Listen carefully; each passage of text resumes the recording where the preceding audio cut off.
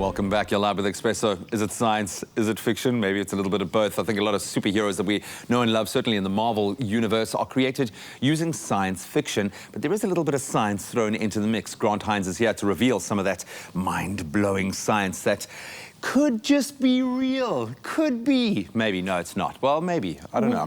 I'm waiting for my superpowers to kick in, dude. Well, here's the amazing thing, and I will talk about science fiction in general a little bit later, but science fiction, it's fiction that's based on science. So there has to be some kind of truth to it. Otherwise, it's not believable at all. You know, there's some kind of reality to the story.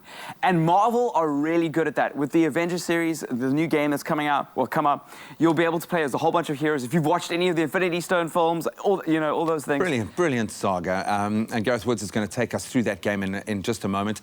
Let's start with the Hulk. Okay, we all know, okay, obviously you've got Iron Man, which kind of leads us all to believe if you're rich enough, you can turn yourself into a superhero. He's one of the few that don't have superpowers. Cool. Okay, him and Black Widow. He's a billionaire, okay? But let's start with the Hulk, man. The Hulk, some days you feel so angry that you could turn into the Hulk. Yeah, anyway, so the Hulk is probably one of the starkest ones because Hulk was made, like back in the 50s. And essentially, the Hulk is a character, for those of you at home who don't know who the Hulk is, he is Bruce Banner. He is a scientist who gets exposed to radiation by his dad, David Banner. In the comic books, it's a little bit different in the films, but in the comic books, he's exposed to radiation by his father. And then as a baby, as a baby, yeah. And then gets these superpowers whenever he gets into extreme emotional turmoil. He gets super angry, becomes huge and green, quadruples in size, is able to lift up a tank, just can completely demolish. Hulk smash. Yeah, Hulk smash. Also, his English just deteriorates. I don't understand his language sectors of his brain, but it's just a fictional universe for something that is exposed. The gamma radiation that he's exposed to as a child is the catalyst for the story. So gamma radiation, for those of you who also don't know, is one of the most invasive radiations that we know to man, right now. So we use it quite a lot.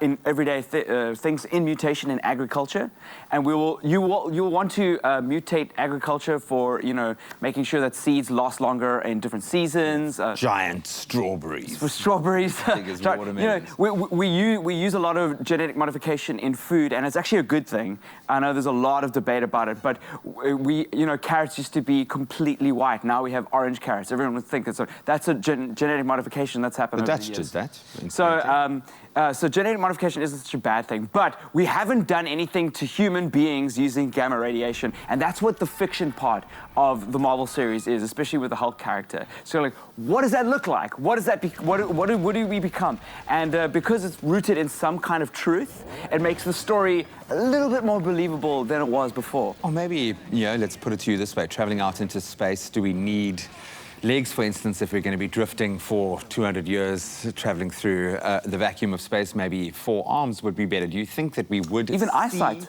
Exactly. Do you think genetic modification will come into reality? Potentially. Like our cornea, for instance, relies on gravity to maintain its shape inside our eyeball for us to see. So we need gravity, like these little things. We think, oh, well, we can just go into space and go head off to Pluto or whatever. Space blindness is a real thing, man. Space blindness is a real thing, and we need that just for our eyesight to work. So we have to come up with some form of modifications in future, whether they be genetic or analog, but we need to solve those problems if we're going to do space travel, because we're going to be in space for a very long period of time. But again, with science fiction, especially in the Marvel universe, it's so important. I got into technology and science and stuff by watching Star Wars, by getting involved in science fiction, where fiction that is based on some form of science, and it just sparked my imagination. And in fact, real things, there have been real weapons and stuff that have been developed because people saw them in video games, like the BFG and Doom, and the Instagib railgun in Quake. That gun is being developed now by the US military, but it started off as a what-if a science fiction concept. Now, we need it. We need to be able to stretch our imagination, and science fiction is where that seed is planted. A little bit later, we're going to be getting into that incredible Marvel game. Gareth Woods is going to take us through that. That's coming up in just a moment. Maybe you want to share with us, which is your favorite Marvel superhero? If you could be one, if you could have those superpowers, what would that be?